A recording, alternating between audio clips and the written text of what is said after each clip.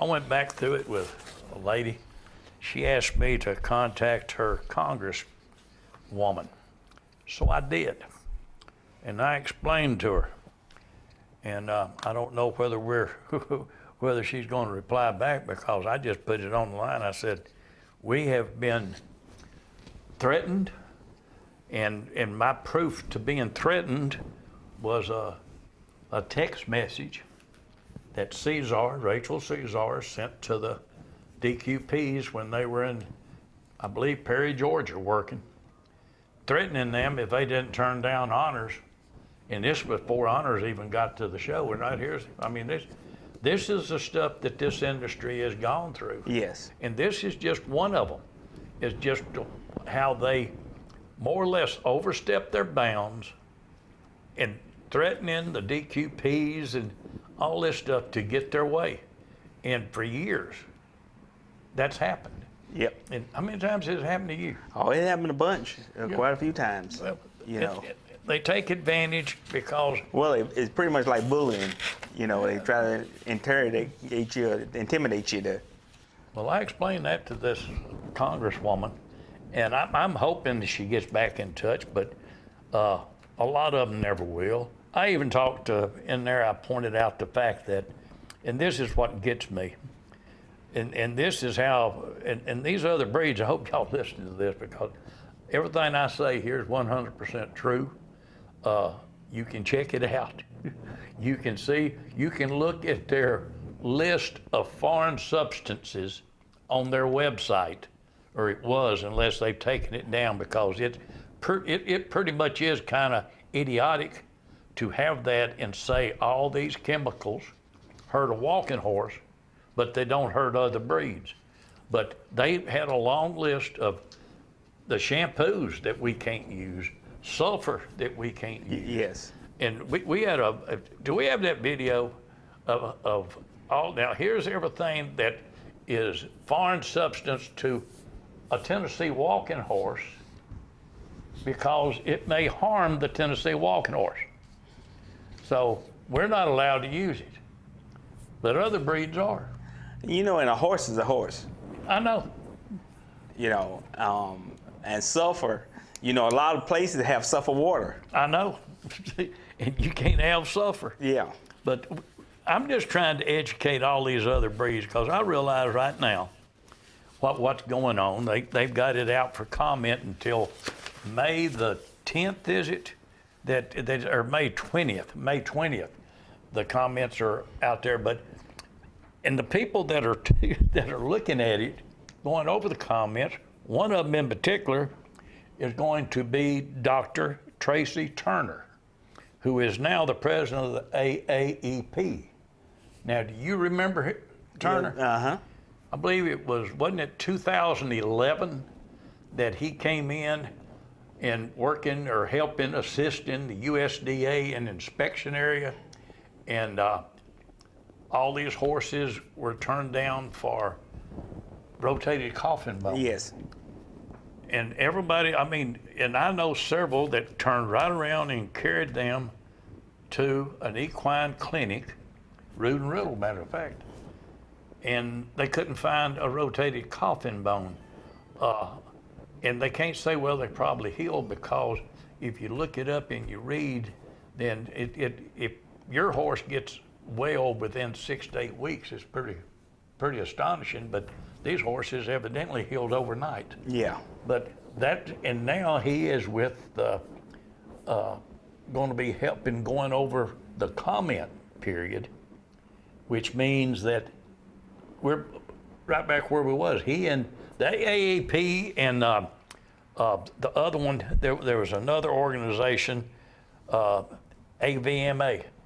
Both of them endorsed the new rules and strengthening the HPA. But in this new, I don't know whether it's a rule or just a new way of putting it, the 1664, I believe, 1684, the prevent all soring tactics, they endorsed that. And if you read it, there's only 3 horses mentioned in it.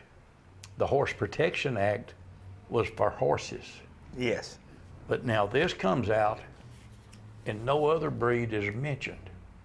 There's no saddlebreds, like we both know Yes. that the saddlebreds couldn't pass a simple inspection. Yes, right. If they turned down every one that flinched or moved, they wouldn't have had a horse in the ring. That's right. But they allowed them to show anyway. But if that had been one of ours, we wouldn't have got to see the entrance gates, much less be in the show. But this is more stuff that we've gone through. And that's what really gets me, is they're putting us out here wanting comments on strengthening the rules when the only group that has followed the rules is walking horse industry. So they come back, and rather than mentioning the other breeds, they're still stuck on the walking horse. They talk about, well, we do this to get us to lift their legs higher. What do they do to get them to do that? I mean, grant you, they probably trot from birth. Yeah. But well, to just that like, extent. But that's just like a Tennessee walking horse. He walked from birth. I know. You know. That's and they think something is because he walked like that behind that you done something to him, but they ain't. That's like birth. Like this horse right here is trotting. Yeah. And he trot from birth. A Tennessee walking horse walks behind him. If you get a video, a picture of a Tennessee walking horse, when he's born, he have that long walking stride behind. I know. And we put a bunch of it out there showing it. But we're supposed to believe that their horses do this naturally, but our horses don't walk naturally. Now, grant you, I give them credit. Their horses do trot from birth. But look at the difference. Now, look at the steps. Well, it is again, Jerry, they horse trot from birth, but not exaggerate like they're doing right there. Our horses walk from birth. Yeah. You know what I'm talking about? And then we do the same thing like they do. That, you know, we just put a little bit more exaggeration to it. Right. Well, here's another question. You see these horses jumping? What do they do to these horses to get them to jump that high? Now, grant you, they've jumped. We've seen Tennessee walking horses jump. But now, what do you do to get them to jump that high? And everybody, there's a reason in training. Oh, yeah.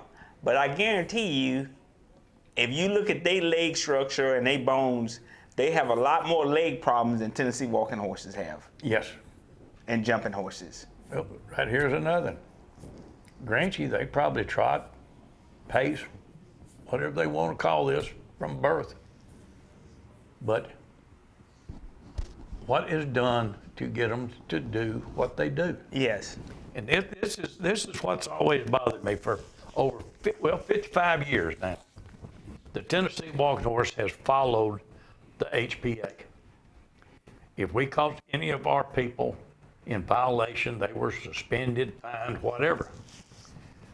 Plus, we had to put up with the government coming in, and even if we found every one of the violations, they would always find more. Yes. Now, not that the more that they found were honest violations, is more like Caesar ordering you to turn down a horse because she wants it turned down.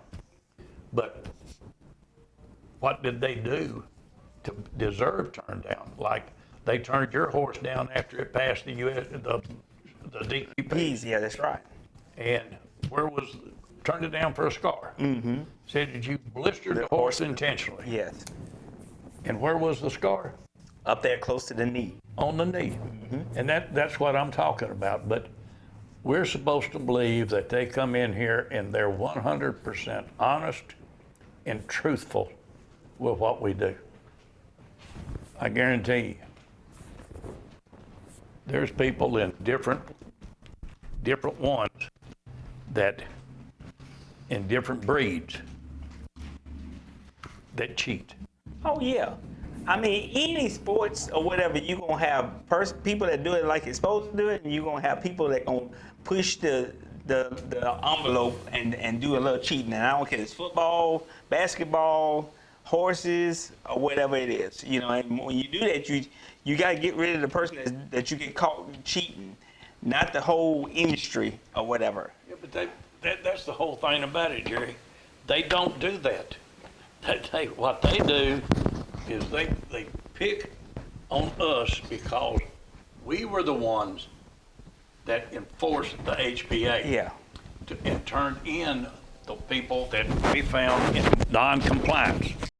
They took that and ran with it and made it into something worse. Just kept on. So what I'm saying is this: two wrongs don't make a right. The walking horse industry was being honest, straightforward. If a horse was out, they called it out. The USDA said, well, since they found them out, we need to go find more. And another thing is now we're coming into a time to where we've got the AAEP and the other organizations, AVMA, that have endorsed this new prevent all soring tactics,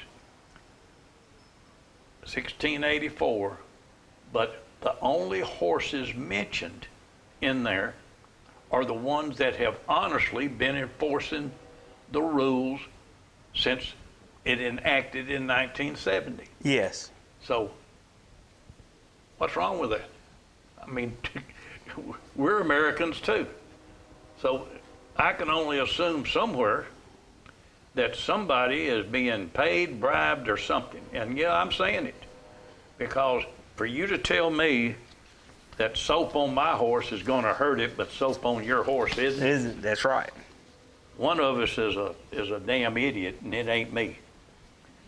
You know, they even started this last time about hairspray. Yep. That when you put on a horse's tail now, other breeds can use hairspray, but we can't use hairspray. Yep. That's just an example of the targeting, and that's exactly what it is. I'm just hoping that the Congress people, members of Congress, look and say, hey, give me a break. It's like our pads and our shoes. They talk about what is allowed and what's not allowed.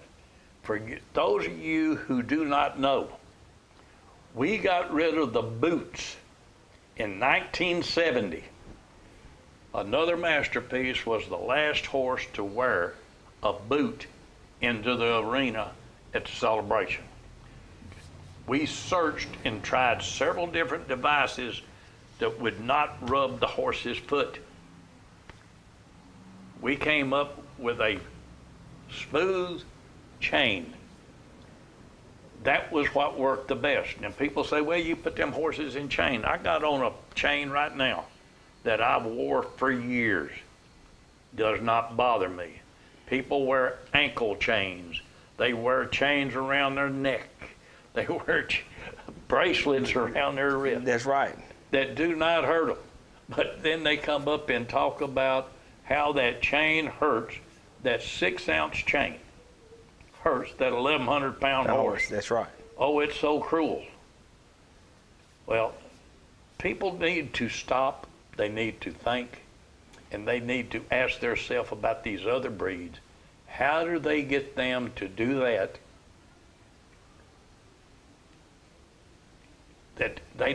Are they abusive to them too? Or is that natural? Or could it be, just Lord help me, could it be that training a Tennessee walking horse by changing the shoeing and the weight of the boot accomplishes the same thing that these people accomplish doing whatever they do? That's right. So how can you say one is abusive and the other isn't? I mean, that is the stupidity of it, is that they want us to believe how great they are, and we're not. Sir, he walked from childbirth. Yes. I can still remember the day that David Williams called me and he said, Jerry, you need to get over here. You got a freak. I said, what? You got a freak? So I went over there and looked, and he was right. I had a freak. He used his back end great. You know, anytime you working a horse, that's just like these horses right there, these Pasafinas here, and stuff like that. I mean, them horses are born with that gait, but you train them to enhance it, to make it better. And that's the same way we do the Tennessee walking horse, the same way they do the Hackney ponies. That's the same way they do any show horse that you fool with. You work on him to try to make the gait better. That's it. But we're condemned for it. Yes. And I grant you, I am for the horse protection. Oh yes, me too. I really am. I think it ought to be enforced to the hilt, enforced against everybody. But you cannot tell me that the Tennessee walking horse is that bad and these others are that good. That's right. When both of them are accomplishing relatively the same thing as the high step. Well, you seen that on the video with the saddlebreds on the checking part of it. Right. Okay, they try to go through the same process that Tennessee walking horses go through. And you've seen them, they move way more than you ever see a Tennessee walking horse move going through inspection. Oh yeah, all we got to do is barely flinch. Yeah. So you telling me that they say on palpation, if that horse flinch, that he's a sore horse. So why when that horse flinch, he's not a sore horse, and he gets the sore, and he gets the show. That's it. That's it. And they can't answer that, or they won't answer that. That's why I'm hoping the new Secretary of Agriculture, I'm hoping she looks and says, now wait a minute. If it's a duck, it's a duck. That's right. If it's a rabbit, it's a rabbit. And if it hurts that horse, it hurts that horse. Let's get this on a level playing field. And in all honesty, I don't know him that well other than how he acted during the celebration, finding all them horses with rotated coffin bones. I do not trust Tracy Turner.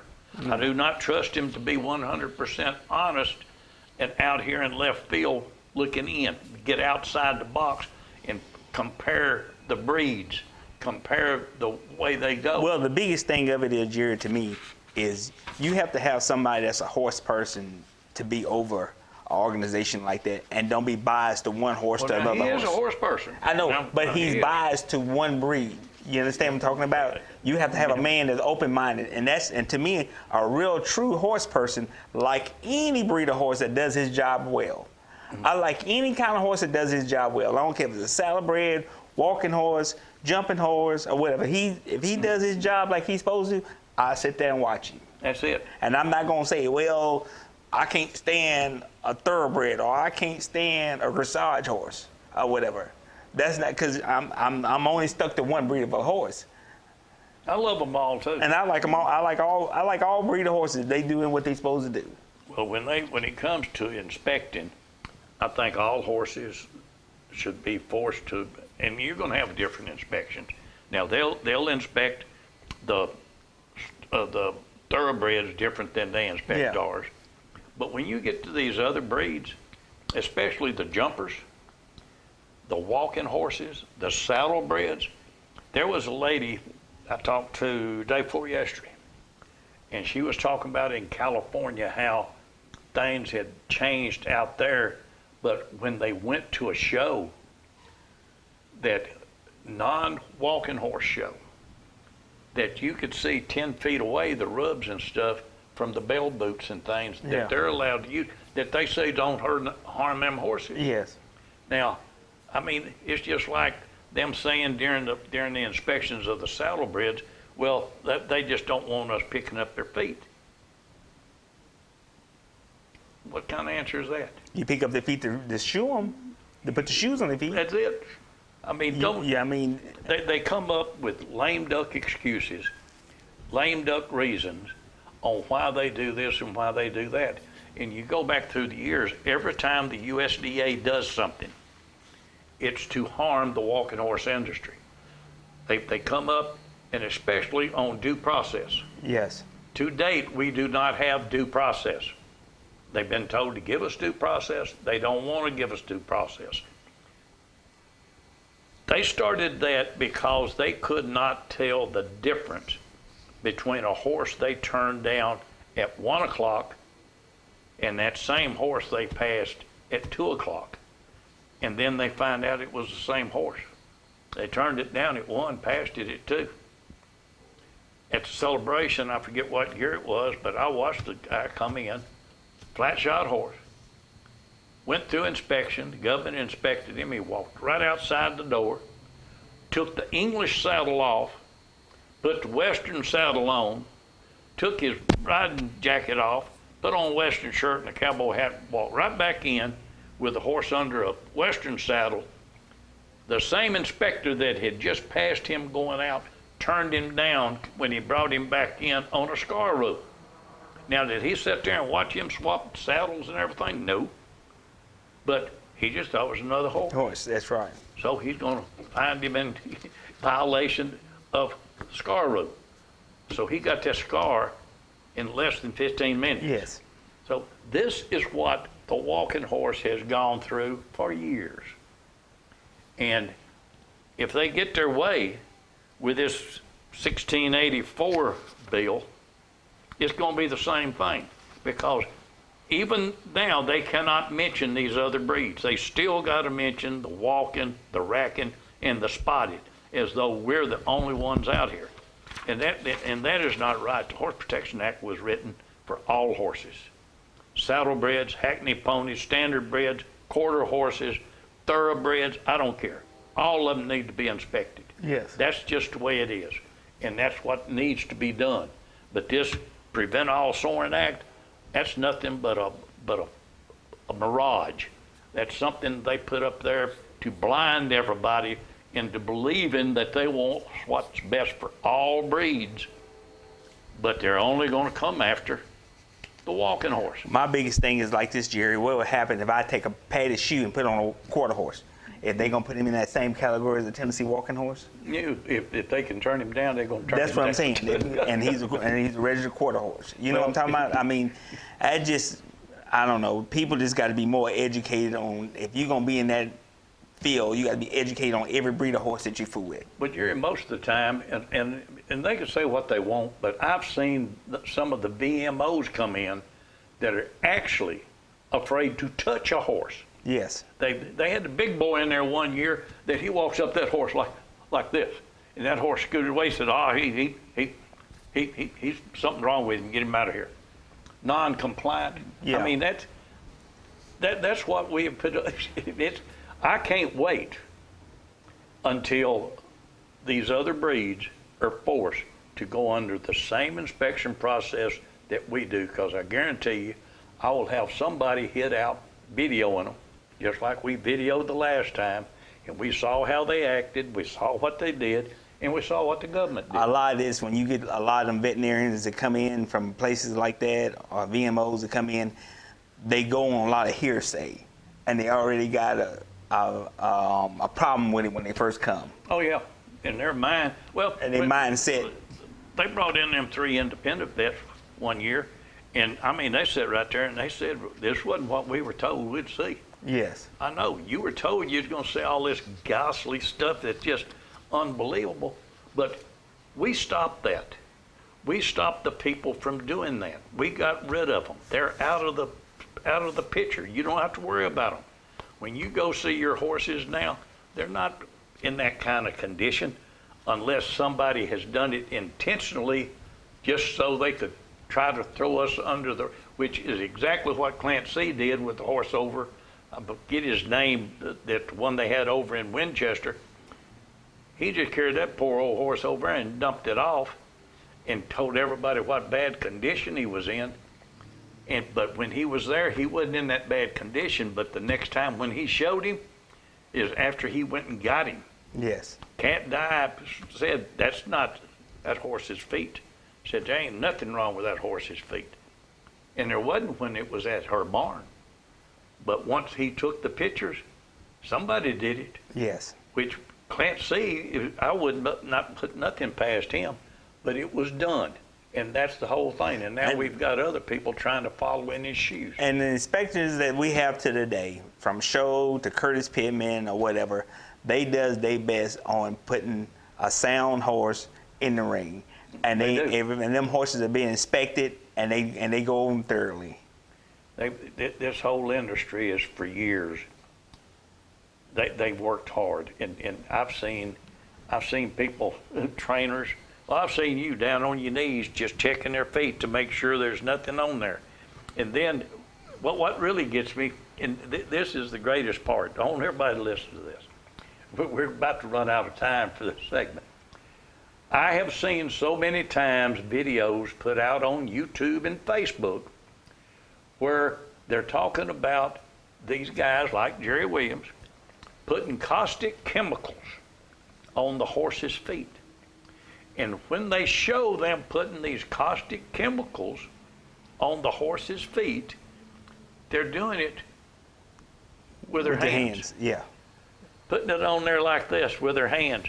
And this is a caustic chemical that eats up the flesh, does all this stuff and really harms, but they just wipe their hands off and keep going. So y'all must be superhuman. Got to be superhuman. I mean, not to feel eat your no hand. pain. Yeah, not to eat your hand off. The same hands that you put in your mouth to eat with and everything else. And Unbelievable. I mean, Jerry, my hat, I ain't got no hat on, but I take my hat off to you. But if y'all can withstand that. But then you got people out there, and here's what, that believe it. Yes. That's the problem.